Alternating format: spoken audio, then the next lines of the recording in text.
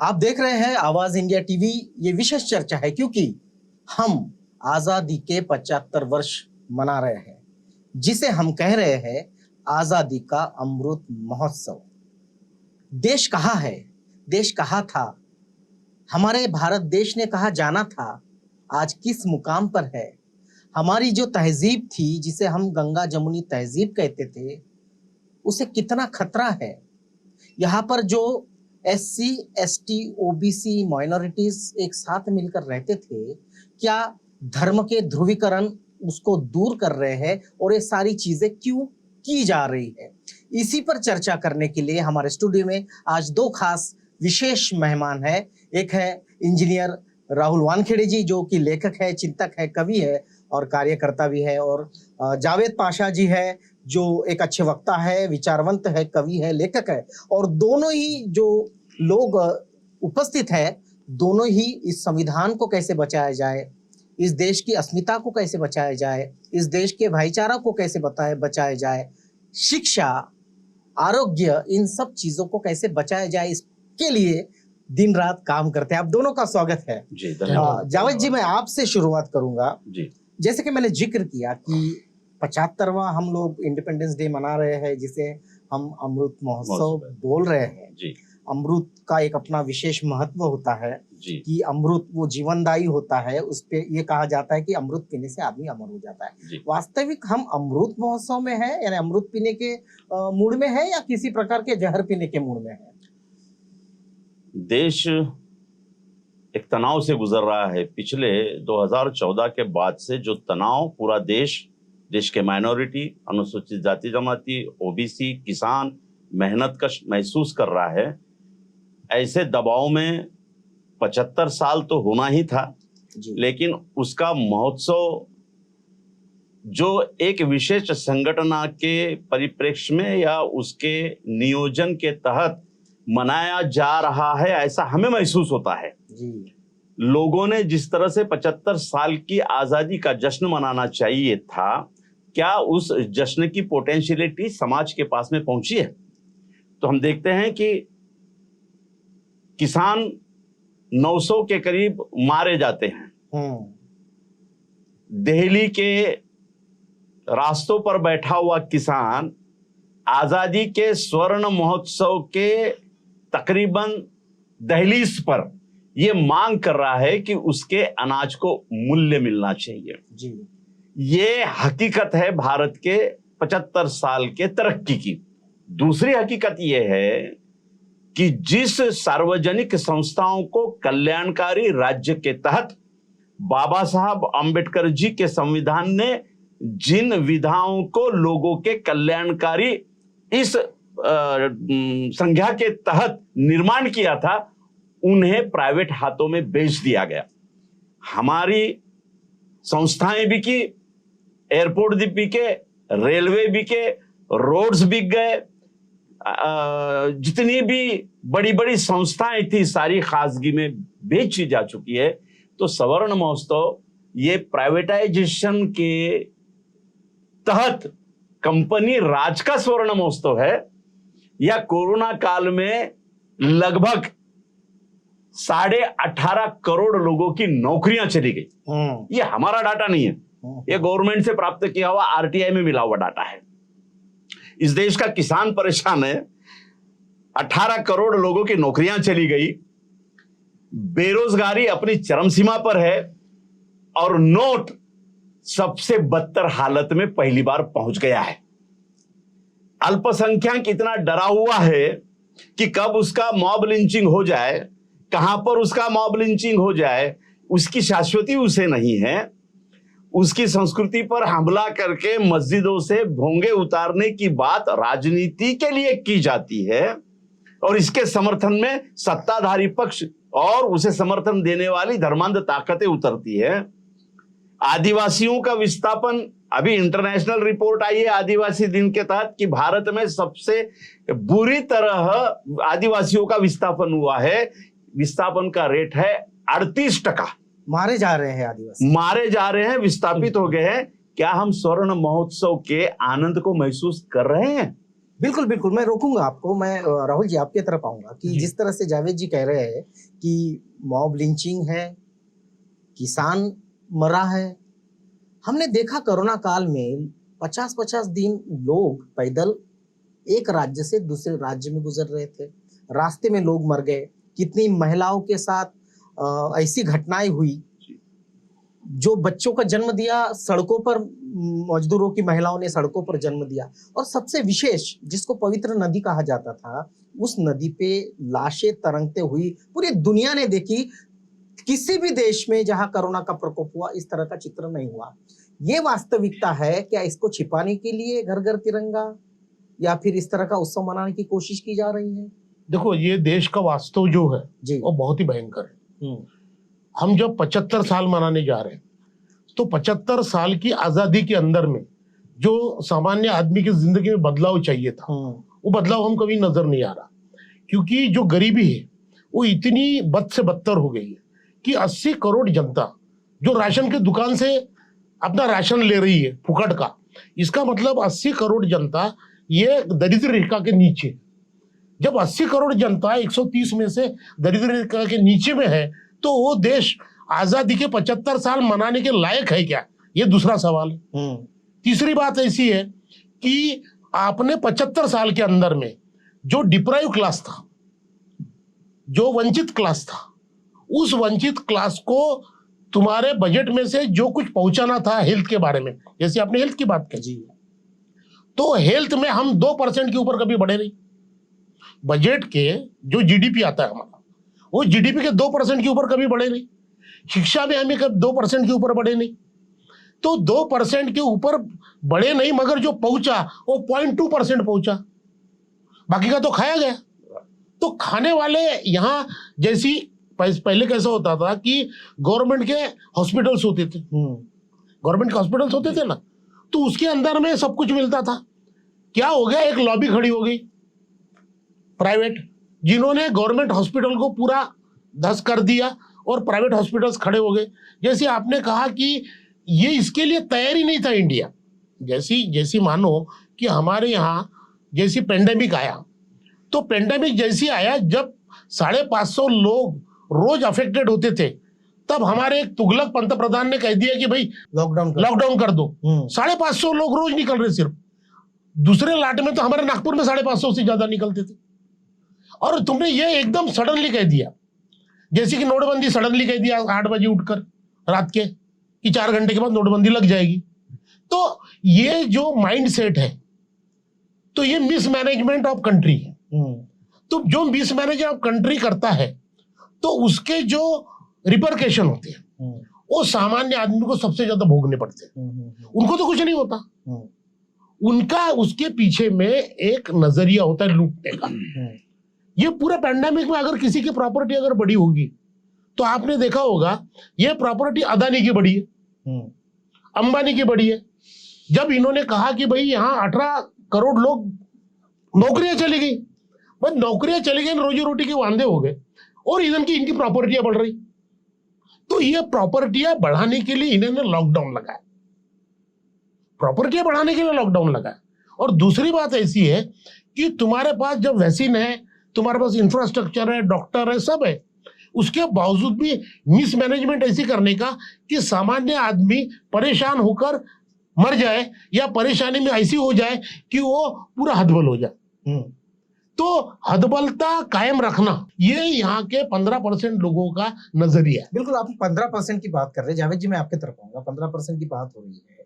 जब ये सारी बातें हो रही थी, देश में महंगाई बढ़ गई है, सिलेंडर बढ़ गया है, खाने पीने चीजों की पर भी जीएसटी, दुनिया का पहला देश होगा जिसने इस तरह के खाने पीने की चीजों पर जीएसटी लगा दी है। बच्चों के बुक्स, पेन पर, शिक्षा पर, पेन पर जीएसटी लगाई है।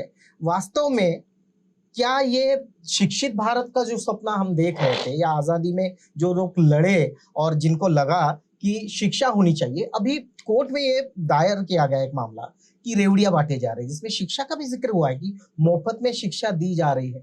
ये सारी बातें किस बात पर इंगित करती है? यहाँ का जो अल्पसंख्यक है, यहाँ का जो दलित है, यहाँ का जो आदिवासी है, क्या इस स्वर्ण महोत्सव में, अमृत महोत्सव में उसको वंचित करना चाहते हैं शिक्षा से?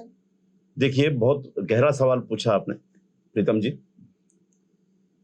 डॉक्टर बाबा साहब आम्बेडकर जी ने संविधान लिखकर इस देश को पहली बार एक ऐसी व्यवस्था दी जिस व्यवस्था में इस देश के 80% पिछड़ों का प्रतिनिधित्व और उसके हक और अधिकार का प्रतिबिंब बिल्कुल अक्षुण्ण हो गया है।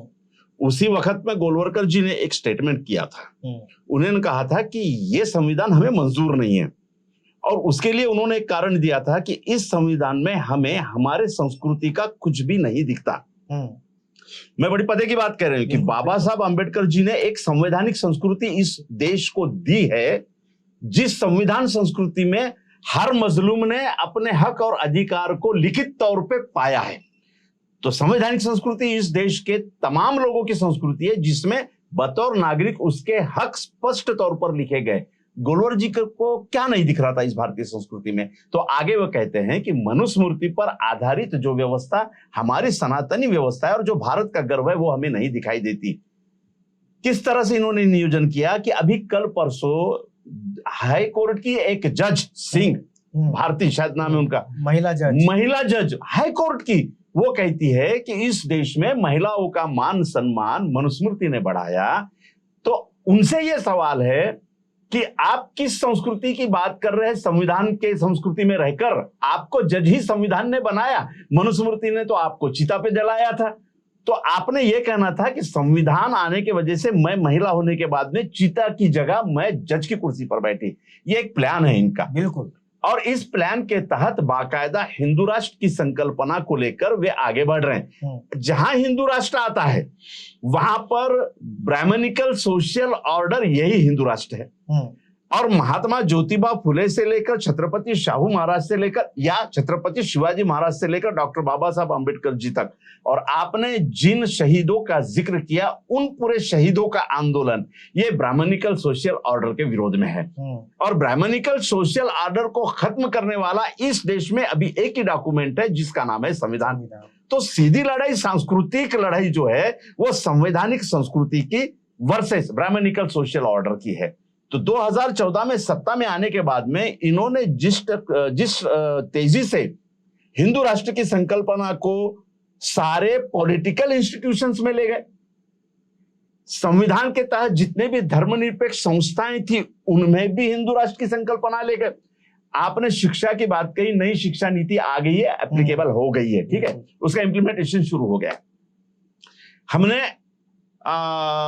गोलवलकर जी कर की लिखी हुई शिक्षा पर योजना की उनकी पूरी किताब पढ़ी, और उसी वक्त हमने बताया था कि जो जो गोलवलकर जी ने कहा है वही बातें नई शिक्षा नीति में बिल्कुल पॉइंट टू पॉइंट इंप्लीमेंट कर दी गई है। कैसे? गोलवलकर जी कहते हैं, गोलवलकर जी के बाद में या उनसे पहले लोकमान्य तिलक ने कहा था, जब बाबा साहब आम्बेडकर जी 1920 में ब्रिटिश इंडिया कॉन्स्टिट्यूशन में या काउंसिल में नागरिक अधिकारों की बात कर रहे हैं, पॉलिटिकल रिजर्वेशन की बात कर रहे हैं, और पॉलिटिकल रिजर्वेशन केवल दलितों के लिए नहीं, ओबीसीज के लिए, माइनॉरिटीज के लिए, आदिवासी के लिए उनका रिप्रेजेंटेशन होना चाहिए। क्योंकि 1917 में फिलिप्स कमेटी आई थी, उसके बाद में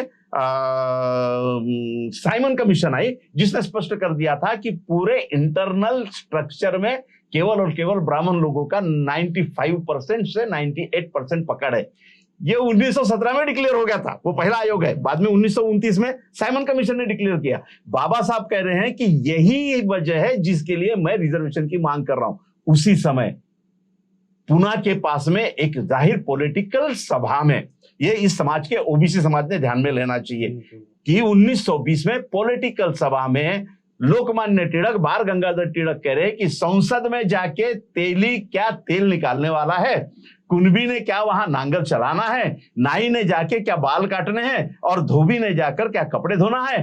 अरे आप सब जाति वालों, तिलक ऐसे कहते हैं, उनको लोकमान्य कहते हो, और जिस बाबा साहब आम्बेडकर जी की वजह से आज तेली सत्ता में बैठा है, माली सत्ता में बैठा है, कुंभी बैठा है सत्ता में, चमार बैठा है सत्ता में, महार बैठा है सत्ता में, मुस्लिम बैठा है सत्ता में, ये सत्ता अगर बाबा साहब आम्बेडकर जी का संविधान नहीं होता तो नहीं मिल पाती।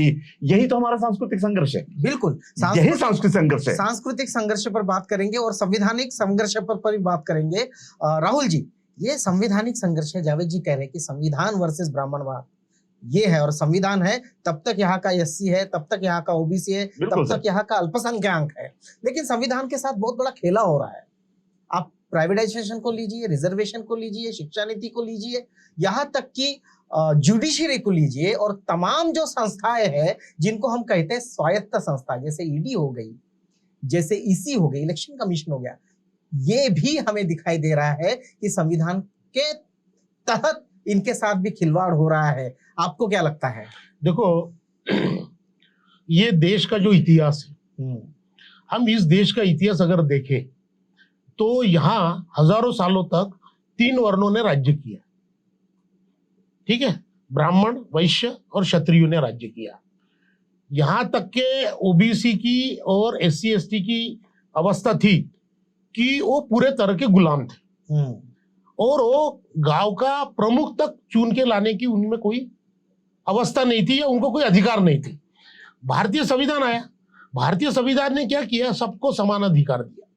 तो जैसे समान अधिकार दिया, तो वैसे इन 3 वर्णों के जो स्पेशल अधिकार थे और इनके जो रिजर्वेशन थे वो छीने गए।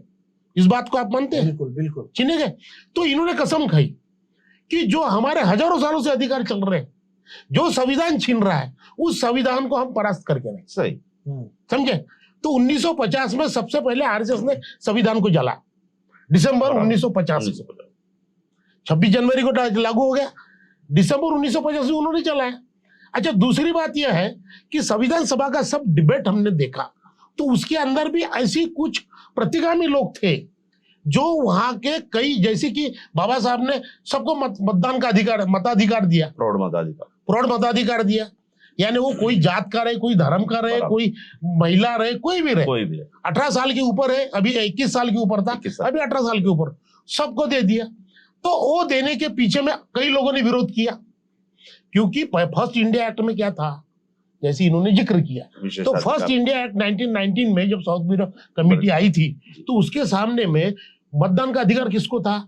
जिसके पास जमीन है, जिसके नाम से 7/12 है, जो कुछ चौथी क्लास पढ़ा है, रॉयल फैमिली से, तो उनको मतदान का अधिकार था। तो ये चाहते थे गांधी से लेकर नेहरू तक, कुछ लोग पंत तक, आचार्य कृपलानी तक, कि भाई वही कैरी ऑन हो। अगर बाबा साहब कहते थे नहीं, वो बोले वो ये नंगे हैं, फकीर है, ये है, वो है, तो इनको देखिए इनको क्या समझने वाला है, वोट किसे देंगे, हम तो खरीद लेंगे इनके वोट, ये करेंगे। मगर बोले नहीं, जिस दिन इनको उनके वोट की कीमत पता चलेगी, तो ये देश को अलग रास्ते पे ले जाएंगे, जो रास्ता इस देश का गौरवशाली रास्ता होगा। मगर बात ऐसी हुई कि कांग्रेस ने सत्ता संभाली, ट्रांसफर ऑफ पावर है, सिंपल बात है, ये कोई आजादी नहीं है। मैं बड़े इससे कह रहा हूं, पूरे स्टडी के बाद कह रहा हूं, ये कोई आजादी नहीं है, ट्रांसफर ऑफ पावर है। देखो, आजादी के मायने क्या होते हैं, कई देशों की हम आजादी की कहानियां पढ़ते हैं, घर घर का आदमी शहीद होता है, ऐसी लड़ाई लड़ते हैं वो लोग, सालों तक के घर घर का आदमी शहीद होता है, तो हर घर को उस आजादी की कीमत मालूम होती है। हमारे यहाँ क्या हो गया कि बाबा साहब ने कहा था, this is not independence, it is a transfer of power. यानी क्या हो गया कि गोरे लोग जो थे दूसरे महायुद्ध के अंदर में तबाह हो गए, कंट्रोल नहीं कर पाए। यहाँ तुम्हारे नाविक लोगों का उठाव हो गया, वहां के जो अंग्रेज लोग आते थे वो मिलिट्री में काम करने को तैयार नहीं थे, उनके पास में मैन पावर कम था, या अनरेस्ट बढ़ रहा था, तो उनको कोई हाल में ये देख छोड़ना था, तो ये जितना लूटना था लूट लिए, छोड़ दिए। तो छोड़ते वक्त उन्होंने क्या किया, छोड़ते वक्त उन्होंने इन लोगों के हाथ में हैंड ओवर किया कि जो लोग उनके सपोर्ट में खड़े रहे 150 साल। देखो, आज जमीन जो है 31% लोगों के पास 1 इंच भी जमीन नहीं, 1 इंच भी जमीन नहीं है। उसमें जो दलित है, जो दलित की संख्या 25 करोड़ है, तो 25 करोड़ जनसंख्या में सिर्फ 9% दलित के पास जमीन है, 91% दलित के पास जमीन नहीं है। हमारे देश की प्रॉपर्टी के हम आकलन करें कि 76% प्रॉपर्टी जो है पूरी देश की संपत्ति, ये सिर्फ 1% लोगों के हाथ में। अच्छा, ये जो 1% लोगों के हाथ में है जितनी संपत्ति 76%, उसमें से 90% जो प्रॉपर्टी है वो सिर्फ 55 घरानों में। देखो, मैं विषमता बता रहा हूं, क्योंकि क्या होता है, जो भी आजादी आती है वो समता का मूल्य लेकर आती है। हमने मूल्य लिया ना, हमने समता का मूल्य लिया, भाईचारे का मूल्य लिया, भाईचारे का, न्याय का मूल्य लिया ना, ये मूल्य। अब इन मूल्यों का क्या हुआ, जो संविधान में है, प्रियम्बल में है ना। तो इसका क्या हुआ, इन तीन लोगों ने, कौन से तीन वर्णों ने, ब्राह्मण क्षत्रिय वैश्य, क्योंकि वैश्यों के पास पूरा आर्थिक था, क्षत्रिय के पास पूरा एडमिनिस्ट्रेशन था, ब्राह्मणों के पास पूरा बाकी का जो था यानी विद्यापीठ थे, शिक्षा थी, सब था। तो इन्होंने क्या किए कि ये संविधान ये असफल कैसे हो।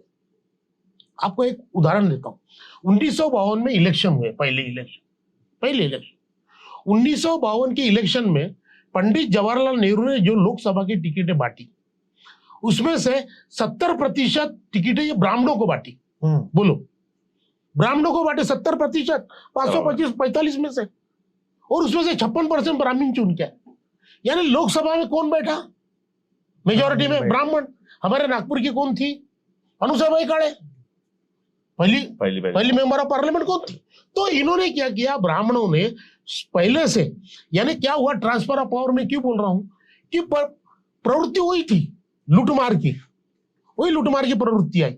वो कांग्रेस रहे, बीजेपी रहे, कोई भी रहे, ये सारे के सारे लोग लूटमार की प्रवृत्ति से प्रेरित होकर उन 15% लोगों का प्रतिनिधित्व करने लग रहे हैं हर वक्त, और वो वहां से जो धरोहर आई। तो ये सारे, हम तो 2014 की बात कर रहे थे, इसका बेसमेंट ये सारा कांग्रेस ने बना के रखा था। बिल्कुल, कांग्रेस ने बना के रखा ही। अच्छा, दूसरी बात ऐसी है कि कांग्रेस ने विषमता को बढ़ाया, और इस विषमता को परम सीमा कर लेके जाने का काम मोदी सरकार ने। बिल्कुल, मोदी सरकार पे हम आ रहे हैं। एक मिनट, बिल्कुल बोलिए। उसमें कैसी है कि हम जब 75 साल एक आदमी की जिंदगी में बुढ़ापा लाता, ठीक है, हमारी आजादी 75 साल में जवान होती है, ऐसी कहा जाता है, ठीक है। मगर उस आजादी वाकई में जवान है कि टीबी ग्रस्त है या पंगु है, ये हमने अगर आकलन किए तो हमको ये लगती है पंगु है, क्योंकि आजादी का मतलब 80% लोगों के लिए जीरो है। लूट रहे हैं जिन्होंने, देखो फोर्स की जो पूरी ये आती है लिस्ट, तो उसमें से 50% जो अरबपति होते हैं वो इंडिया के होते हैं, और दुनिया के अंदर में सबसे ज्यादा गरीब अगर कहाँ के होंगे तो ये देश के हैं। 20 से 25 करोड़ जनता रोज भूखी सोती है, ठीक है, ये आंकड़ा है, इंटरनेशनल आंकड़ा है। अच्छा, दूसरा, पर कैपिटा इनकम की बात करें तो सबसे लो इसमें हम आते हैं। तीसरी बात, जो ह्यूमन डेवलपमेंट इंडेक्स, कोई भी देश का विकास ये गिनने का ये मापदंड है, ह्यूमन डेवलपमेंट इंडेक्स। तो ये ह्यूमन डेवलपमेंट इंडेक्स के अंदर में हम इतने पीछे हैं कि जो बाकी की छोटी कंट्री जैसी नेपाल, बांग्लादेश जैसी, ये भी हमारे आगे है। तो ये जो परिस्थितियां लाई है, इसकी वजह है 70 साल के 75 साल के अंदर में जिनके भी हाथ में सत्ता रही हो। दूसरी आपने बात की कि जो संविधान ने जो न्याय व्यवस्था बनाई, सीबीआई बनाया, ईडी बनाया, ये बनाया, तो संविधान ने इन सबको एक इंडिपेंडेंसी दी, स्वायत्ता दी है कि भाई आपका काम आप इंडिपेंडेंटली करिए, आपके ऊपर कोई इन्फ्लुएंस नहीं करेगा, you are immune from political influence. तो इन्होंने क्या किए कि हमारे यहाँ इन लोग शरण गए या वो शरणागति हो गई, और आज हम जुडिशरी को देखते हैं, जुडिशरी के पैरालाइज जज कह रहे हैं कि बचाओ उन्हें, हम जज खुद कर रहे हैं हमको बचाओ। अच्छा, दूसरा व्यवस्था को बचाओगे, सीबीआई, सीआईडी, ये जो ईडी फीडी है, ये तो पूरी उनके पांव तले काम करती है। तो हमारे देश का इंडिपेंडेंस कहाँ होता है, इंडिपेंडेंस कहाँ होता है?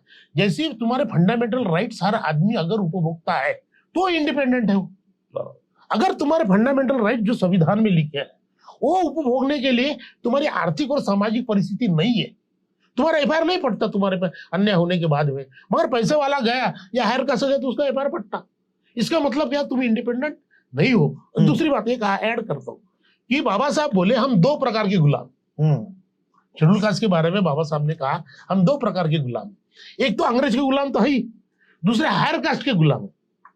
तो अंग्रेज की गुलामी चली गई, मगर हायर कास्ट की गुलामी इतनी ज्यादा बढ़ गई कि वो 2 गुलामी से भी 3 गुना हो गई, और हम इस अवस्था में आ गए आज।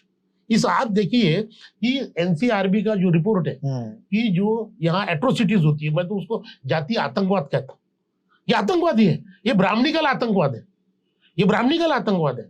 ये ब्राह्मणिकल आतंकवाद जिस तरह से टूट रहा है यहाँ के SC ST के ऊपर में, तो यहाँ की जो लिस्टेड एफआईआर है तो साल में 50,000 होती है, तो कैसी होती हो, 90% तो एफआईआर फटती नहीं, एक तो लोग जाते नहीं, दूसरे गए तो हकाल दिए जाते। तो ये अपन कैलकुलेट अगर किए तो 5 लाख जो रोज जातीय आतंकवाद के ये आते हैं बाहर, 5 लाख साल के। तो 5 लाख साल के को 365 दिन से अगर डिवाइड किए तो 15 से 20 रोज आपको मिलेंगे। तो इस तरह से रोज 4 महिला पे बलात्कार होता है SC ST के। कम से कम 6 लोग रोज मरे तक मारे जाते हैं। आज भी घोड़े के ऊपर में तुम्हारा भारत लेके नहीं जा सकते। आज भी जो खाना बनता है अगर SC ने बनाया तो मिड डे मील के बच्चे खाते नहीं है। भैया ये कौन सी आजादी है? बिल्कुल, इसी आजादी पर हम जावेद जी आपके तरफ आते हैं कि अगर किसी शेड्यूल कास्ट शेड्यूल ट्राइब की महिला है, आंगनवाड़ी में, स्कूल में, हॉस्टल में खाना पकाती है, उसके हाथ का खाना नहीं खाया जाता है, कौन सी आजादी है? ये सवाल उठता है। इसके अलावा भी आप क्या पहनते हो, आपने कितनी दाढ़ी रखनी चाहिए, कितनी नहीं रखनी चाहिए, आपने नमाज कहाँ पे पढ़नी चाहिए, आपने नमाज के लिए भोंगा लगाना चाहिए कि नहीं लगाना चाहिए, आपने कुएं में पानी भरना चाहिए या नहीं भरना चाहिए, आपने स्कूल में पढ़ना चाहिए कि नहीं पढ़ना चाहिए, ये सारी जो बातें हैं, क्या सही मायने में हम आजाद है आज? राहुल जी ने बहुत पते की बात कही कि फंडामेंटल राइट एक नागरिक की हैसियत से हम अगर उसका उपभोग नहीं कर पा रहे तो समझिए कि आजादी नहीं है। तो वो बिल्कुल चित्र क्लियर हो गया है। RSS एक सांस्कृतिक राष्ट्रवाद को लेकर चलता है और इसी सांस्कृतिक राष्ट्रवाद ने पाकिस्तान का निर्माण किया। राम मनोहर लोहिया की किताब है आजादी के गुनहगार। इसमें वो स्पष्ट रूप से कहते हैं कि अगर RSS हिंदू राष्ट्रवाद की नींव अगर नहीं रखता और उसकी बीन नहीं बजाता तो शायद इस देश का विभाजन नहीं होता। संघ के सांस्कृतिक राष्ट्रवाद और धार्मिक राष्ट्रवाद से पाकिस्तान बन गया। इनकी आइडिया ये थी, जिस आइडिया को राम मनोहर लोहिया जी अपनी किताब में एक्सपोज करते हैं, कि इन लोगों का एक नियोजनबद्ध षड्यंत्र ऐसा था कि धर्म के नाम पर अगर पाकिस्तान बन जाता है तो बचावा भारत हिंदू धर्म के ऊपर में हिंदू राष्ट्र घोषित कर देंगे। ये इनका प्लान था और इसीलिए इस देश में पहली बार राष्ट्र को लेकर, अंग्रेजों के काल में इन्होंने हिंदू राष्ट्र की घोषणा कभी नहीं की, आप देखेंगे। मुगलों के काल में 900 साल तक उनके हाथ के नीचे सत्ताधारी बनकर ही ब्राह्मणवाद रहा। जिस औरंगजेब बादशाह के बारे में इतना हिंदू विरोधी करके प्रचारित करते हैं, 96 कुड़ी मराठा सरदार मुगलों ने ही बनाया है इस देश में। जब लड़ाई पे जाते थे बादशाह औरंगजेब तो एक तरफ मौलवी गंडा बांधता था तो दूसरी तरफ यही ब्राह्मण पंडित आरती उतार के टीका लगा के तलवार देके विजयी भव करके कहते थे। हिंदू राष्ट्र इसलिए नहीं बन पाया कि यहां पे डॉक्टर बाबा साहब आंबेडकर खड़े थे। तो राम मनोहर लोहिया कहते हैं कि अगर डॉक्टर बाबा साहब आंबेडकर न होते तो ये हिंदू राष्ट्र तभी बन गया होता, लेकिन इसे रोका है बाबा साहब के संविधान ने। अब एक धार्मिक राष्ट्र इनकी वजह से पाकिस्तान बन गया और इनकी योजना जो थी वो बाबा साहब ने फेल कर दी, बाबा साहब के संविधान ने फेल कर दी। तो अब संविधान को फेल करके धर्म पर आधारित हिंदू राष्ट्र स्थापना की मुहिम उन्होंने आजादी के उसी दिन से कर दी। झंडा जलाकर, तिरंगा जलाया, RSS ने जलाया तिरंगा, संविधान जलाया। अब इस देश में धार्मिक ध्रुवीकरण के बल पर यह किया जा सकता है, ये उनके दिमाग में बैठ गई। बाबरी मस्जिद का आंदोलन वही ब्लूप्रिंट थी। मैं एक छोटा सा इतिहास का दाखला अच्छा देना चाहता हूं कि 1857 की लड़ाई हुई। 1857 के लड़ाई में 63 हिंदू मुसलमान छोटे बड़े सभी राजा बहादुर शाह के नेतृत्व में अंग्रेजों के खिलाफ पहली आजादी की जंग लड़ रहे। उसी वक्त में बंकिम चंद्र चटर्जी जो ब्रिटिश के एक बड़े पदाधिकारी है, वो एक बड़ी कादंबरी निकालते अंग्रेजी में जिसका नाम है आनंद मठ। क्या है आनंद मठ? तो आनंद मठ पहली बार ब्राह्मणवाद के तरफ से रखी हुई हिंदू राष्ट्र की संकल्पना है। उसमें आनंद मठ में बंकिम चंद्र दिखा रहे हैं कि ये हिंदू राष्ट्र है, वहां पे मुसलमान विलन है पहली बार। तो असल में जो ब्लूप्रिंट है वो यहां से शुरू होती है। 1927 में सावरकर लाते हैं 6 सुनहरी पन्ने। 6 सुनहरी पन्ने में फिर अलग से हिंदू राष्ट्र की नई आवृत्ति सावरकर लिखते हैं। बंकिम चंद्र हिंदू राष्ट्र के विरोधी सिर्फ मुसलमान बता रहे लेकिन आगे जाकर सावरकर 6 सुनहरी पन्नों में हिंदू राष्ट्र के 4 दुश्मन बता रहे। नंबर 1 मुसलमान, नंबर 2 बौद्ध, नंबर 3 ईसाई और नंबर 4 जो हिंदू संस्कृति को नहीं मानता वो। अच्छा। और उसमें बंकिम चंद्र ने पुष्यमित्र शुंग का थोड़ा सा गुणगान किया है, लेकिन सावरकर कहते हैं कि गुणगान नहीं, हिंदू राष्ट्र का हीरो ही पुष्यमित्र शुंग है। और पुष्यमित्र शुंग रहने से सावरकर के उसी ब्लूप्रिंट पर गोलवलकर जी नई शिक्षा नीति लाते हैं। हम उस मुद्दे पर थे, आपने पूछा कि शिक्षा का क्या हुआ। बिल्कुल। महात्मा ज्योतिबा फुले से शिक्षा का जो आंदोलन चला, छत्रपति साहू महाराज ने हर जगह आरक्षण भी दिया और शिक्षा में भी आरक्षण दिया।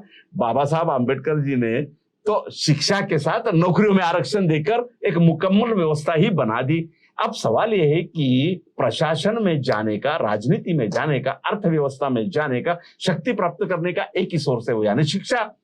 और शिक्षा के सार्वत्रिकीकरण की बात बाबा साहब ने जितनी ताकत से उठाई, आजादी के बाद 75 साल में किसी ने नहीं उठाया। इन्होंने बराबर किया राहुल जी ने कि सबसे पहले प्राइवेटाइजेशन का फंडा एजुकेशन में किसी ने खोला होगा तो वो कांग्रेस के राज में खोला। 1980-82 के समय में जब वसंत दादा पाटिल मुख्यमंत्री थे इस देश के, महाराष्ट्र में प्राइवेट प्राथमिक शालाओं की बाढ़ लगा दी, चने फुटाने जैसे स्कूलें बांटे। पॉलिटेक्निक्स, पूरा भारत में वही सिनेरियो चला कि कांग्रेस के राज में सारे प्राइवेटाइजेशन एजुकेशन के मामले में ओपन कर दिए गए। ये किसके विरोध में किए गए? क्योंकि जितने भी सरकारी शालाएं थी वहां पे पढ़ने वाला बहुजन समाज का बच्चा, अनुसूचित जाति जमाती, अल्पसंख्यकों का बच्चा शिक्षा के स्रोत से शक्ति पा रहा था। उसे खत्म करके अमीरों के यानी वर्ण व्यवस्था के बच्चों को ही शासन प्रशासन में ले जाना हो तो शिक्षा को महंगी करो, शिक्षा को प्राइवेटाइज करो और दूसरी तरफ सरकारी स्कूलों को बंद करो। शिक्षा नीति पर गोलवलकर की किताब यानी 2020 में आई हुई शिक्षा नीति है। गोलवलकर कहते हैं शिक्षा ऐसी दो ताकि हमारी सनातन व्यवस्था की जातीय पायरी वैसी ही अक्षुण्ण रहे। और 2020 में जो शिक्षा नीति आई, जो अभी 2021-22 में शुरू हो गई है अमल में आना, उसमें गुरुकुल की संकल्पना है। हर 20 किलोमीटर के अंदर में एक गुरुकुल होगा और चौथी क्लास में आते आते बच्चा जिस जाति का होगा उस जाति के व्यवसाय का ट्रेनिंग 5वीं से लेना शुरू कर देगा और उसके लिए लोन अवेलेबल रहेगा। यह है नई शिक्षा नीति। यानी गुरुकुल प्राइवेटाइज स्कूल्स है, सरकारी स्कूल सारे बंद हो रहे, नगर परिषदों के स्कूल्स बंद हो गए, जिला परिषद के स्कूल्स बंद हो गए, पूरे बंद हो गए। अब जो बचा है वो 10% 15% बचा हुआ है। भर्तियां बंद है, आने वाले 10 सालों में ये भी भर्तियां बंद हो जाएगी। जो बचेगा प्राइवेट स्कूलों का लवाजमा बचेगा। वहां पर जाने वाला बच्चा चौथी क्लास से नाई का बच्चा होगा तो 5वीं क्लास से नाई का कटिंग का काम सीखेगा, दर्जी का काम सीखेगा, चंबार हो तो चंबार का काम सीखेगा, साफ सफाई वाला हो तो साफ सफाई का काम सीखेगा। इस तरह से जातिगत व्यवस्था का उसका माइंड आने वाले 5, 6, 7, 8 वर्ग तक बना दिया जाएगा 4 साल में। और 10वीं में जाते जाते उसके लिए 2 लाख, 3 लाख, 4 लाख, 5 लाख का लोन इजीली अवेलेबल रहेगा। बाबा साहब आंबेडकर जी ने हर पिछड़े समाज को शासन प्रशासन में जाने के लिए जिस संवैधानिक रचना को की थी उसको उलटफेर मनुवादी व्यवस्था लाकर इस तरह कर दिया गया है कि इस देश का 80% बहुजन समाज का आदमी 10वीं तक जाते जाते जातीय व्यवसाय की तरफ पलट जाए, ताकि एडमिनिस्ट्रेशन, बड़ी बड़ी कंपनियां, बड़े बड़े पावर सेंटर्स, बड़े बड़े बैंकर्स, जहां पे जाने के लिए बहुत ऊंची पढ़ाई लगती है, उस पढ़ाई में ये आए ही नहीं। स्पर्धा 10वीं तक जाते जाते कट खत्म। अब जो बचेगा क्रीम बचेगा। आपने कहा वैसा क्षत्रिय, ब्राह्मण, वैश्य का बच्चा ही वहां जाएगा। उस पर भी सबसे बड़ा सितम ये, कभी भी इस देश में जनहित के विरोध में, संविधान के प्रियम्बल के विरोध में, संविधान के चौखट के विरोध में कोई कानून न बने। इतना तगड़ा हमारा संविधान होने के बाद में भी लेटरल एंट्री जैसा अनपार्लियामेंट्री, अनकॉन्स्टिट्यूशनल लॉ इंप्लीमेंट हो जाता है। आज पूरे भारत में 37 लोग सेंटर में आईएएस बन के खड़े।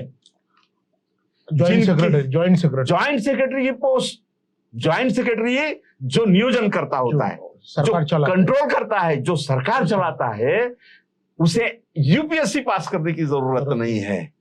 क्योंकि यूपीएससी पास करके दलितों के बच्चे, यूपीएससी पास करके मुसलमानों के बच्चे, अभी आपने देखा होगा कि मुसलमानों के बच्चे एक 59 बच्चा एमपीएससी और यूपीएससी में पास हुआ, तो यही ब्राह्मणवादी चैनल्स कह रहे हैं कि ये तो जिहाद हो गया।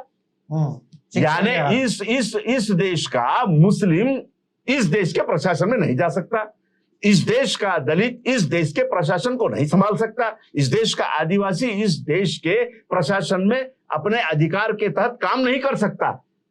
अगर इनको काम नहीं करने देना हो तो अनपार्लियामेंट्री राष्ट्र, धार्मिक राष्ट्र की बुनियाद रखते हुए उसी आधार पर संविधान को धीरे धीरे धीरे खत्म करके ढांचा रहेगा। हम बार बार एक बात कह रहे हैं, कौन सी, हमारे कुछ लोग कहते हैं कि हम संविधान बदलने नहीं देंगे।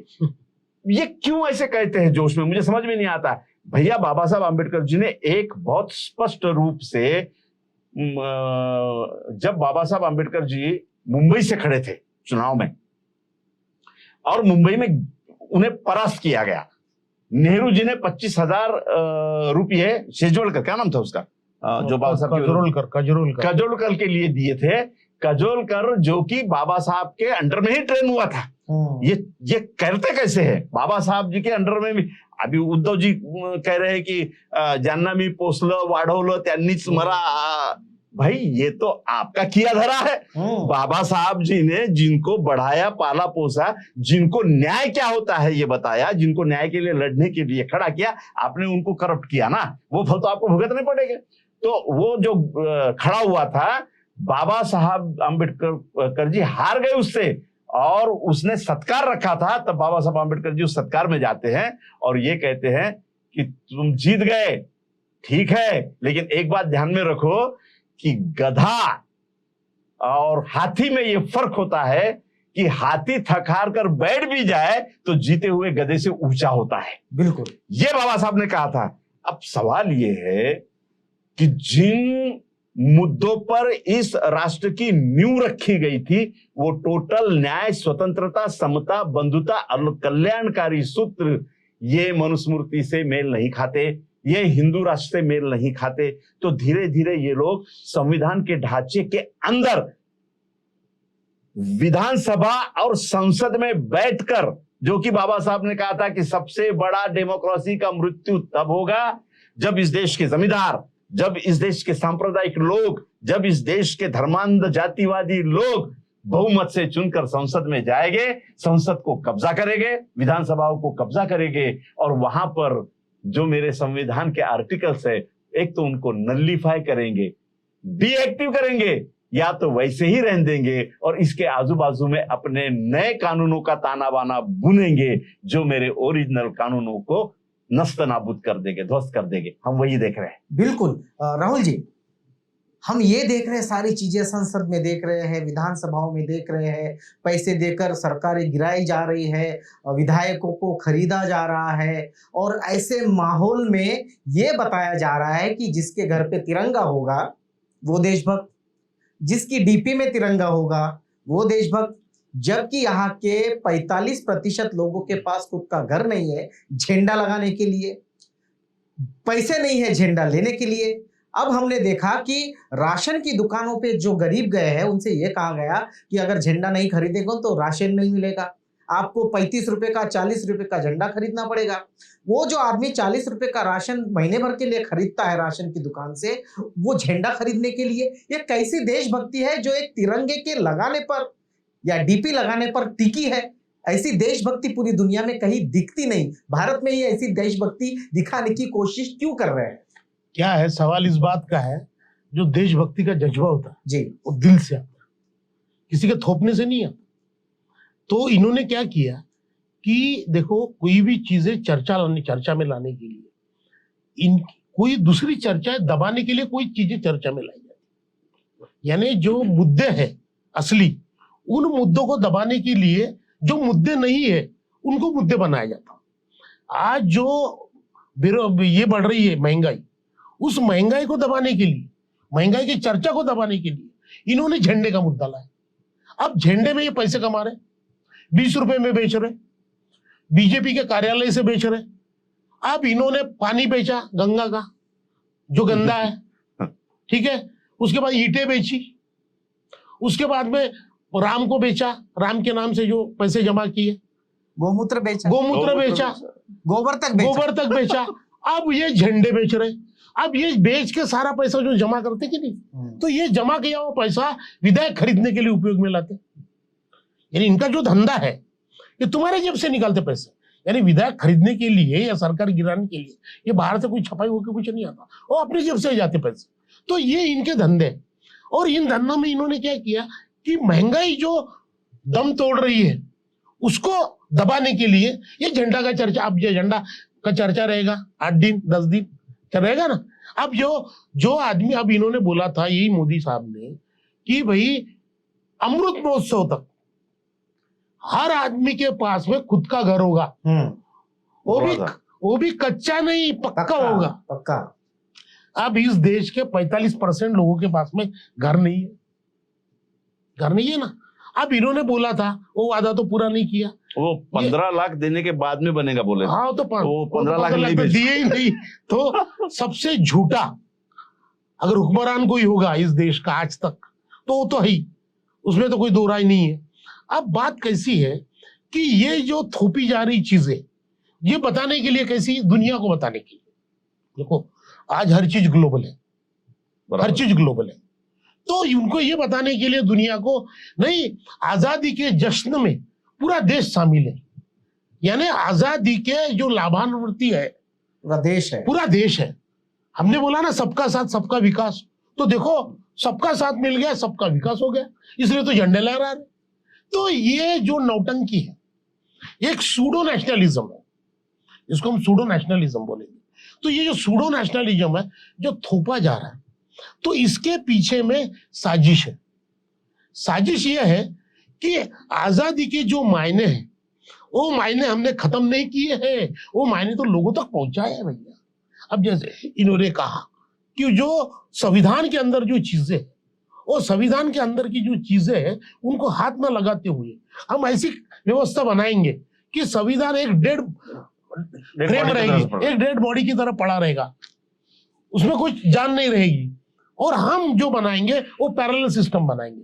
अब बात कैसी हुई कि जैसे हिंदू राष्ट्र की बात है, हिंदू ये शब्द जो यूज किया है ये मुस्लिम पर्शियन ने किया है, ये इनका शब्द नहीं। देखो हिंदू शब्द ना वेदों में है, ना पुराणों में है, ना महाभारत में है, ना गीता में है, ना रामायण में। हिंदू धर्म से संबंधित कोई भी पुस्तक में, जिसको धार्मिक ग्रंथ बोलते हैं, उसमें कहीं भी हिंदू ये शब्द नहीं। अब ये हिंदू शब्द जो पर्शियन लोगों ने यूज किया, सिंधु नदी के पूर्व में और आजू बाजू में रहने वाले लोगों के लिए यूज किया। अब उसका दूसरा इन्होंने जो इतिहास बताया, तो क्या होता था कि जैसे जिजिया कर है, टैक्स होता है ना, तो टैक्स वसूलना है, तो एक गांव है, उस गांव के अंदर में सब मुस्लिम रहते हैं जी, क्रिश्चियन रहते हैं, सपोज जैन रहते हैं, बुद्धिस्ट रहते हैं, और बाकी बचे हुए लोगों को क्या कहा जाए, तो हिंदू कहा जाए। किसी को भी अगर हिंदू को पूछे कि भैया तू कौन है, तो वो पहले बोलेगा मैं ब्राह्मण हूँ, मैं वैश्य हूँ, वो ब्राह्मण में से भी मैं कोकणस्थ हूँ, देशस्थ हूँ, वो बोलेगा, वो ये नहीं बोलेगा कि मैं हिंदू। मगर प्रशासन के लिए ये वर्ड हिंदू यूज किया गया। अब दूसरी बात आपको बताता, अल बेरूनी ने 1048 में पहली बार हिंदू धर्म के हिसाब से वर्ड को यूज किया, और पूरी जो टेक्स्ट है हिंदू धर्म के, ये पूरे उर्दू में उसने ट्रांसलेट किया, पर्शियन में ट्रांसलेट किया, और पहली बार वो आदमी ने हिंदू धर्म की कंसेप्ट यहां डाली। और ये विदेशी कंसेप्ट है, देखो ये विदेशी कंसेप्ट है टोटल। फिर क्या हुआ, अंग्रेज है, तो अंग्रेज क्या करते थे, उनको तो टैक्स वसूलना रहता था सीधा सीधा। अब इन्होंने बताया कि भाई जो औरंगजेब था, तो अरे औरंगजेब ने तो वो ब्राह्मणों को जिजिया कर माफ कर दिया था, और उसका जो पंतप्रधान था वो रघुनाथ पंत कुलकर्णी था, जिसके बारे में चिल्लाते हैं ना। तो हमारे को कभी ऐसे लगा कि भैया ये जनुआधारी को ये संभाजी महाराज का नाम दिया तो ये डाइजेस्ट होगा कि नहीं, क्योंकि भैया उनका करता धरता संवर्ता तो औरंगजेब था। क्योंकि संभाजी महाराज को जैसे मारा गया, जिस तरह से मारा गया, तो ब्राह्मणों के कहने पर मारा गया ना, जीवा काटी गई, ये किया गया, ये किया गया, जो भी मनुस्मृति में लिखा है। तो बात कैसी है कि ये जो हिंदू राष्ट्र बनाने की संकल्पना है, अब क्या हुआ, हमारा जो बाजू का पड़ोसी है जिसको ये शत्रु राष्ट्र कहते हैं, पाकिस्तान शत्रु राष्ट्र है हमारे, बिल्कुल है। तो शत्रु को विरोध करते करते शत्रु से ही सीख रहे। कैसे सीख रहे? वो मुस्लिम कंट्री बना दिया उन्होंने, तो ये हिंदू कंट्री बनाने जा रहे। अब वो मुस्लिम कंट्री कितनी बर्बाद है ये भी जानते हैं और हम भी जानते हैं, सीधी बात है। अब ये लोग क्या कर रहे हैं, उसका इमिटेशन कर रहे हैं, यानी शत्रु का विरोध करते करते इमिटेशन करना, ये मानवीय स्वभाव है। अब उस स्वभाव के चलते हुए आरएसएस वाले क्या कर रहे हैं, उसका इमिटेशन कर रहे हैं। अब इमिटेशन जो कर रहे हैं तो वो बर्बादी की ओर जा रहा है, ये भी बर्बादी की ओर लेके जा रहे हैं। क्यों? कि क्या हो गया कि जैसे गोलवलकर कहते हैं कि पूंजी ये सिर्फ कुछ मुट्ठी भर लोगों के हाथ में ही चाहिए। उनका पूरी थ्योरी है, जैसे इन्होंने बताया कि जैसी मनुस्मृति में लिखा गया कि शूद्राणाम मति न दद्यात्, शूद्रों को शिक्षा नहीं देनी चाहिए। शूद्र तो ओबीसी है, वो जो अछूत है वो तो उससे भी नीचे है, उनको तो बिल्कुल ही नहीं देना चाहिए। अच्छा, दूसरा बोला है कि भाई शूद्राणाम धन संचय या ब्राह्मणानाम बाधते, तो साले इनको धन संचय भी मत करने दो। तो ज्ञान से धन आता है ना, ज्ञान से धन आता है, ज्ञानी बंद कर दो। जो ज्ञानी लोग हैं वही धन कमाते हैं। तो जैसे महात्मा ज्योतिराव फुले जी ने कहा, हाँ, विद्ये में ना मति गेली, मति में ना नीति गेली, नीति में अर्थ गेले। तो अर्थ जो है वो अर्थ और ज्ञान इसका संबंध है ना। तो ज्ञान से रोक दो तो अर्थ से रुक जाएंगे। तो जैसे गोलवलकर कहते हैं कि फिर मुट्ठी भर लोगों के हाथ में संपत्ति होनी चाहिए, बाकी लोग गुलाम होने चाहिए। तो जो शिक्षा नीति है, देखो 3 प्रकार के शिक्षा नीति में विद्यापीठ है, यूनिवर्सिटी, 3 यूनिवर्सिटी। एक स्किल वाली यूनिवर्सिटी, जैसे इन्होंने 5वीं क्लास से नाई का बच्चा नाई, धोबी का धोबी, इसका चमार का चमार, टेलर का टेलर, ये सब चलेगा तो उसको डिग्री मिलेगी। डिग्री मिलेगी। ये जो हमारे तरफ बलूतेदार पद्धति थी, बलूतेदार पद्धति ना हमारे यहाँ, तो बलूतेदार बनेंगे। अब जब बच्चा 8वीं क्लास में 10वीं क्लास में जाएगा तो जिसका सुनार का दुकान का पुट्टा बाप बोलेगा, अरे यार वो तेरे को पढ़ाई में पढ़ा रहे हैं, वही पढ़ ले। टेलर वाला बोलेगा, नाई वाला बोलेगा, धोबी वाला बोलेगा, वही पढ़ ले यार, आगे में जाके डिग्री ले ले, वहां से अपने को लोन मिलता है, अपना धंधा कर लेंगे। दूसरा जो यूनिवर्सिटी है वो दूसरा यूनिवर्सिटी एमए, एमकॉम, एमएससी वगैरह जो कुछ भी रहेगा वो देगा। तो और तीसरा जो यूनिवर्सिटी है, जो तीसरा वो रिसर्च ओरिएंटेड है। तो रिसर्च ओरिएंटेड यूनिवर्सिटी में सरकार का कोई भी कानून लागू नहीं होगा, ये पूरी प्राइवेट रहेगी। अच्छा, जब ये यहां तक रुक गए तो जैसे इन्होंने लैटरल एंट्री, तो रिसर्च के अंदर में जो पीएचडी मिलाएंगे तो वो सेक्रेटरी बनेंगे, क्योंकि वो एक्सपर्टीज है वो सब्जेक्ट के, एक्सपर्टीज है ना, एग्जाम देने की जरूरत है, एग्जाम देने की जरूरत, पीएचडी मिल गई उनको।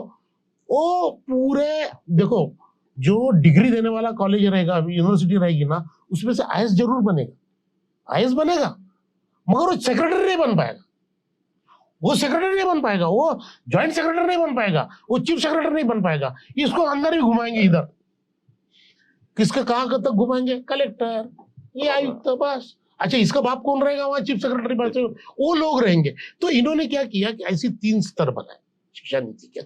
तो ये 3 स्तरों में जो भैया जो बलूतेदार है, चल इधर हट जाओ, वहां से 2-4-5% आगे बढ़ गए तो तुम एक काम करो, बैंक में कोई कर्मचारी ये वे बन जाओ।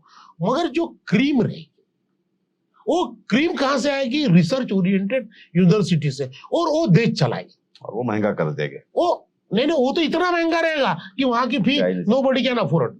ठीक है, अब वहां से जो लोग रहेंगे, आएंगे, वो क्या करेंगे, पूरे देश को कंट्रोल करेंगे। देखो, देश चलाने के लिए जैसे ऊपर के लोग रहते वैसे नीचे के भी लोगों की जरूरत है ना। अगर नीचे के लोग नहीं रहेंगे देश थोड़ी चलता, झाड़ू मारने वाला नहीं रहेगा, हाँ, तो देश थोड़ी चलने वाला। तो ये झाड़ू मारने वालों क्या करेंगे, होम मैनेजमेंट, जो मैनेजमेंट है, या जो ऐसी झाड़ू कैसी मारा जाए स्किलफुली या इसमें। तो ये जो है अभी जो अपन इसके फ्लैट के अंदर में अपन कॉन्ट्रैक्ट दे देते ना हाउसकीपिंग के, तो हाउसकीपिंग का कोर्स रहेगा, डिग्री इन हाउसकीपिंग, साफ सफाई करो। तो इस तरह का इनका ये पूरा धंधा है। बिल्कुल। अब दूसरी एक बात है इसमें, हम कहाँ गलत है। देखो, दोष देना सबको आता है, मगर खुद को देखना नहीं आता ना। हमने क्या किया, बाबा साहब ने हमको वोट पावर दिया ना, तो हमने उन्हीं, जैसे इन्होंने बताया बोला कि उन्हीं लोगों को हमने वोट दिया जो धनवान थे, जो जातिवान थे, जो ऊंची जाति के थे, जो धन के लालची थे, धन वाले थे शुरू से, उनको ही हमने मेंबर ऑफ पार्लियामेंट बनाया, उनको ही हमने विधानसभा में भेजा। तो भैया वो काम किसका लिए करेंगे? वो खुद के लिए करेंगे, तुम्हारे लिए थोड़ी करेंगे। तो हम जब बोल रहे हैं कि गलत लोग वहां गए, तो भेजा किसने? हमने भेजा ना, भेजा हमने। अब ईवीएम की भी बात आती है, ईवीएम किसने लाया? कांग्रेस ने लाया। 2004 में ईवीएम कांग्रेस ने लाया, 9 में वो इलेक्शन जीते। तो भैया ये सारी जो चीजें हैं उसके लिए हम भी जिम्मेदार हैं, बिल्कुल हम भी जिम्मेदार हैं, एज ए नागरिक करके, एज ए वोटर करके। मैं आपको रोकूंगा, आखिरी दौर में इस चर्चा के जाएंगे। जावेद जी, मैं आपकी तरफ आऊंगा आखिरी दौर में, कि हम ये देख रहे हैं कि हिटलर जो स्थिति हमारे देश की है, कभी ऐसी सेम स्थिति जर्मनी की थी और फिर जर्मनी तबाह हो गया। इस तरह की देशभक्ति, इस तरह की राष्ट्रभक्ति, इस तरह का धार्मिकता, जातीयता, या उसको उस काल का वंशवाद कहेंगे, वो हिटलर ने एक चरम सीमा पर लाया था। और हर घर में इस तरह का, जिस तरह का तिरंगा लहराने की कोशिश हम कर रहे हैं, उसी तरह की ओछी राष्ट्रभक्ति हिटलर ने लाने की कोशिश की थी। और उसके बाद जर्मनी तबाह हो गया और उसको सुधरने के लिए बहुत वक्त लगा। क्या आज हमारा ये भारत देश उसी मुकाम पर खड़ा है और जो हिटलर ने किया वही हमारे प्रधान सेवक मोदी जी कर रहे हैं? हिटलर का जो कालखंड है और अभी वर्तमान में 2022 का जो कालखंड है, इसमें बहुत बड़ा अंतर है। हरकतें वही है, लेकिन अंतर कैसा है? जिस तरह से डेमोक्रेसी को हुकुमशाही के तरफ ले जाने के लिए स्टेप्स उठाए गए हैं, देश के हर नागरिक ने, हर मजलूम समाज ने इस खतरे को पहचान लेना चाहिए। पहले राष्ट्रपति के अंदर में तीनों सेनाध्यक्ष आते थे और एक ऐसी नैतिकता थी, एक जिसको हम एक ऑर्डर कहेंगे, एक ऐसा था कि जब तक संसद और राष्ट्रपति मंजूरी नहीं देते तब तक तीनों राष्ट्राध्यक्ष, तीनों सेनाध्यक्ष कोई पहल नहीं कर पाएंगे। हुकुमशाही इन सेनाध्यक्षों को अपने कब्जे में रखती है सिंगल मैन के तहत। तो इन्होंने सीडीएस लाया। सीडीएस किसके अंडर में दिया? गृह मंत्रालय के अंडर में दिया, रक्षा मंत्री के अंडर में दिया। किसी को कानो कान खबर न लगते हुए राष्ट्रपति के तीनों सेनाध्यक्षों को ऑर्डर देने के अधिकार अपने आप खारिज हो गए, किसी को पता नहीं, पूरे अधिकार छीन लिए। अब सेनाध्यक्ष ये मुख्य तीनों अंगों का सीडीएस है और सीडीएस डायरेक्ट ऑर्डर जो लेगा, ऑर्डर जो फॉलो करेगा वो गृह मंत्री का करेगा। एक तरह से फोर्स जो किसी भी हुकुम शाह के लिए बहुत इंपॉर्टेंट होता है, और उस फौज से पब्लिक का रिश्ता कट करने की जो मुहिम हिटलर ने की थी उस वक्त, वही हिकमत इन लोगों ने की है और ये कामयाब हो गए। आज सीडीएस भी बन गया है और तीनों अंगों का अधिकार एक आदमी में निहित हो गया है। एक बात। दूसरी बात, सबसे खतरनाक बात जो है कि गेस्टापो नाम की एक फौज बनाई थी हिटलर ने, जो लोगों के विरोध में धार्मिक उन्माद करते हुए जो लोगों को इस देश से हकाने बगैर हम अपने धर्म की राष्ट्र संस्कृति जर्मन में ला नहीं सकते, ये वहां के लोगों के दिमाग में भराया। वही बात भारत में की जा रही है, लेकिन जू के जगह मुसलमानों को रखा जा रहा है और कह रहे हैं कि जब तक के मुसलमानों को इस देश से हका लेंगे नहीं। अभी बीच में आप देख रहे होंगे कि धर्म संसद में डायरेक्ट नरसंहार की बात की गई, डायरेक्ट मुसलमानों को मार डालेंगे, मुसलमानों को मतलब कत्लेआमी कर देंगे डायरेक्ट मुसलमानों का नाम लेके, इस्लाम को इस देश से भगा के रहेंगे, वगैरह वगैरह वगैरह। अब कैसा होता है, इस्लाम के नाम से एक इंटरनेशनल राजनीति भी चल रही है, तो इनको सपोर्ट मिल जाता है कि इस्लामिक आतंकवाद ये अमेरिका का बहुत ही प्रोपोगंडेट एक फार्मूला है। अब उसमें हम नहीं जाएंगे। गेस्टापो बनाते वक्त में हिटलर ने धार्मिक आधार पर 18 से 21 साल के लड़कों को पुलिस अपॉइंटमेंट करना शुरू किया था। अग्निवीर क्या है? बिल्कुल सेम है। गेस्टापो पुलिस ये 5 साल 4 साल के लिए पुलिस डिपार्टमेंट में पुलिस अधिकारी करके रहता था और वहां से फुल ट्रेनिंग लेने के बाद में, शस्त्र अस्त्र चलाना, फुल मिलिट्री ट्रेनिंग लेने के बाद में 4 या 5 साल के बाद में वो गेस्टापो रिटायर होते थे और रिटायर होने के बाद में ये पूरी की पूरी फौज हिटलर की प्राइवेट फौज करके काम करती थी। भाजपा अध्यक्ष नड्डा कहते हैं और भाजपा के बड़े तीनों चारों मंत्री कहते हैं कि अगर ये अग्निवीर 4 साल के बाद में रिटायर हो जाते हैं तो इनको नौकरी देने की जिम्मेदारी भाजपा उठाती है। तो जिस तरह से हिटलर ने अपने हुकुमशाही के लिए और जेनोसाइड करने के लिए, धार्मिक आधार पर नरसंहार करने के लिए गेस्टापो नाम की फौज बनाई थी, हमें यह दिखाई देता है कि आरएसएस ने वेल प्लान्ड सत्ता में आए हुए भाजपा के अधिकारों को हाथ में लेकर जेनोसाइड करने वाली एक फौज बनाने का षड्यंत्र इस देश में शुरू कर दिया है। अग्निवीर इनकी बहुत ही खतरनाक फौज बनेगी।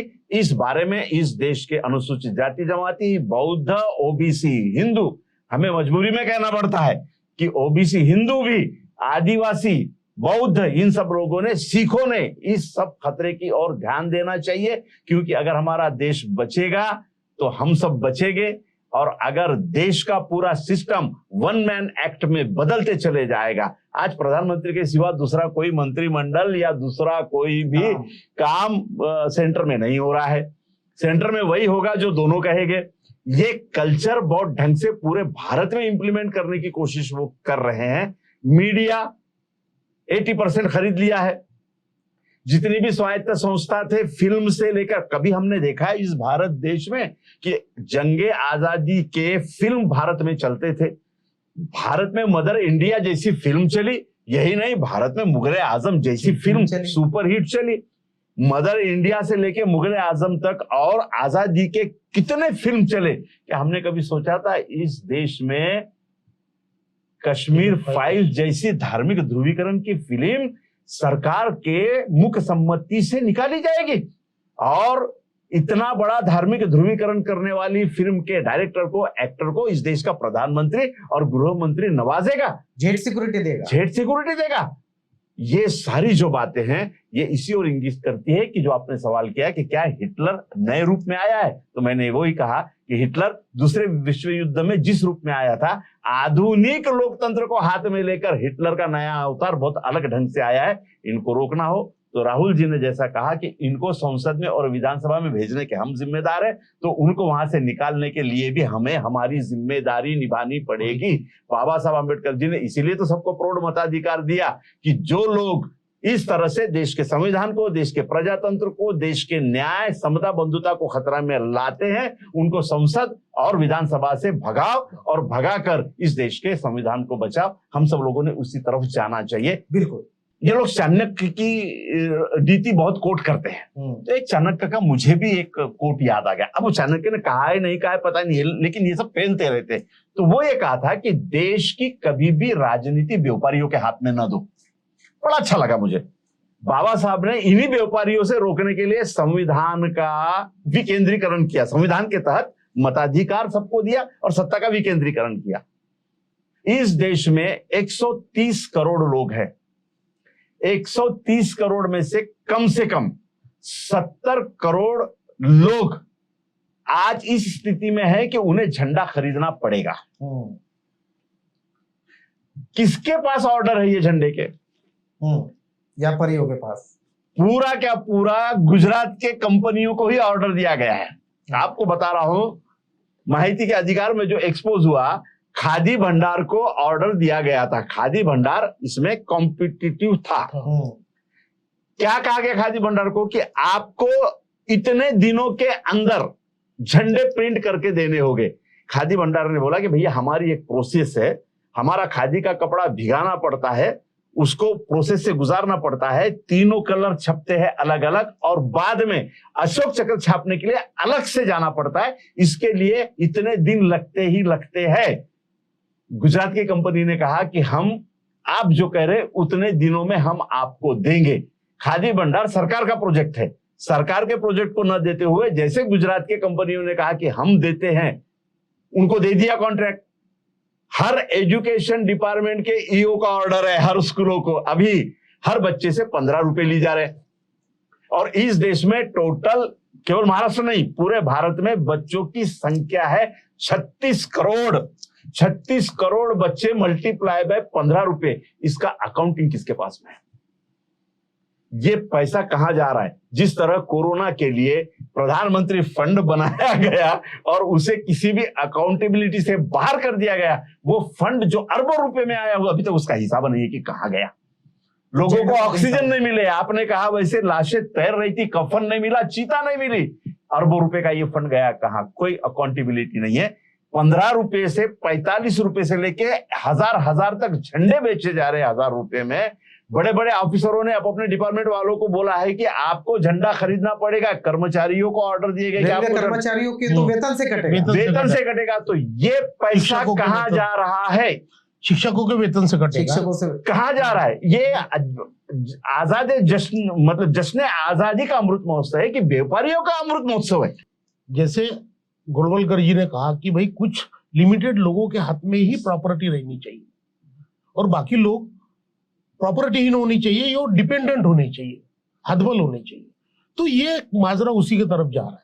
अब मैं आपको बताता कि ये इन्होंने जैसे बताया कि भाई वो वहां से आ रहा है, मगर बहुत सारे झंडे रिजेक्ट हो रहे, यानी जो गड़बड़ी में आ रहे, तो भैया तुम अपमान तो नहीं कर सकते, है ना। जब फहराएगा, जो भी हाथ में लेगा वो अगर गलत रहेगा तो उसके ऊपर केस भी हो सकती है। तो ये सारा जो धांधली है, तो ये धांधली इनको चाहिए, ये धांधली चाहिए। और जैसे इन्होंने बताया कि भाई ये अग्निपथ जो है, अग्निवीर जो भी है, तो ये एक तरफ ऐसी ऑर्डर पे जा रहा है कि यहाँ आने वाले दिनों में एक सिविल वार की अंदेशा है। बिल्कुल है, पूरा सिविल वार का अंदेशा है। जैसे इन्होंने कहा कि जेनोसाइड, वो तो सबको बताते हैं, हम मुस्लिमों का जेनोसाइड करने वाले ओपनली बताते हैं, मगर सिर्फ मुस्लिमों का जेनोसाइड नहीं है, उसमें दलितों का भी जेनोसाइड है। अरे उसमें ज्यादा से ज्यादा अम्बेडकराइट दलितों का जेनोसाइड है। बराबर। बाकी दलितों की बात छोड़ दो, जो बात दलित कावड़ लेकर जा रहे हैं, हाँ, उनका तो कोई संबंध नहीं नहीं। जो उनके भगवानों को पूज रहे, लात मारने से मंदिरों के बाहर अकल रहे, फिर भी पूज रहे, तो उनका कोई संबंध।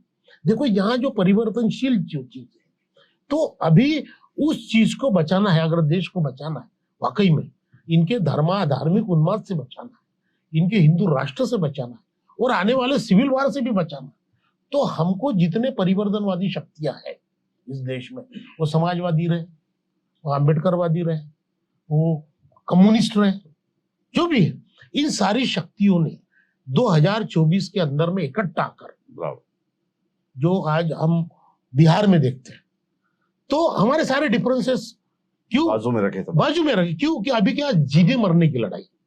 भैया झगड़े तो होते रहते, घर है, मगर जब जीने मरने की बात है तो हमारे डिफरेंसेस बाजू में रखकर हम सब लोगों ने इकट्ठा आना चाहिए।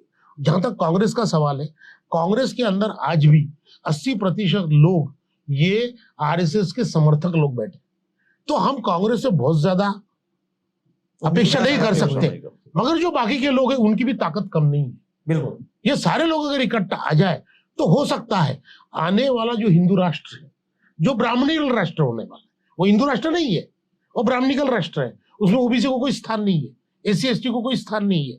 वो तो सिर्फ बोल रहे हैं, क्योंकि उनको जो ब्राह्मणिज्म है, ब्राह्मणिज्म बोले तो सिर्फ एक जाति तक आते हैं, और हिंदुज्म बोले तो हिंदुज्म के नाम से ब्राह्मणिकल वर्चस्व खड़ा हो जाता है। तो ये उनका जो षड्यंत्र है, इसको अगर रोकना है, थोपना है, तो हमको 2024 के पहले जागना पड़ेगा। हम सब संविधानवादी, हम सब समाजवादी, हम सब अम्बेडकरवादी, हम सब मार्क्सवादी, जो भी है, या परिवर्तन की जो ताकतें हैं, इन सब ने इकट्ठा आकर 2024 में हमको ये हिंदू राष्ट्र की ताकतों को रोकना पड़ेगा, बीजेपी को रोकना पड़ेगा और 272 के नीचे लाना पड़ेगा। तभी जाके हम हमारा संविधान और हमारा देश बचा सकते। बिल्कुल, तभी जाके हम हमारे देश को, हमारे संविधान को, इस संस्कृति को, इस सुंदर जो संस्कृति है, इसको बचा सकते हैं। इतना सुंदर देश है, विविधताओं से ये भरा हुआ देश है, अलग अलग जाति, धर्म, पंथ, भाषा, बोली से भरा हुआ देश है। लेकिन जिस तरह से देश के 75वां हम जो स्वतंत्रता दिवस मना रहे हैं, तो ये बड़ी चिंता की बात हमें दिखाई देती है कि देश की स्थिति जो होने चाहिए थी, जहां हम जाना चाहिए था, वहां हम नहीं पहुंचे।